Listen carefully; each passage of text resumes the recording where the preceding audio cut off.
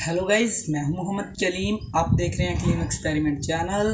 दोस्तों, आज की वीडियो में हम काफ़ी ज़्यादा कमाल का एक्सपेरिमेंट करेंगे। इससे पहले आपने मेरे चैनल को सब्सक्राइब नहीं किया तो जाइए जल्दी से चैनल को सब्सक्राइब कर दो और वीडियो को लाइक कर दो। अगर मैं डिस्क्रिप्शन में मेरा लिंक है इंस्टाग्राम पर और फेसबुक का, वहाँ से मुझे फॉलो कर सकते हो। अगर आपका कोई सवाल हो तो मुझे इंस्टाग्राम पर आप आकर पूछ सकते हो।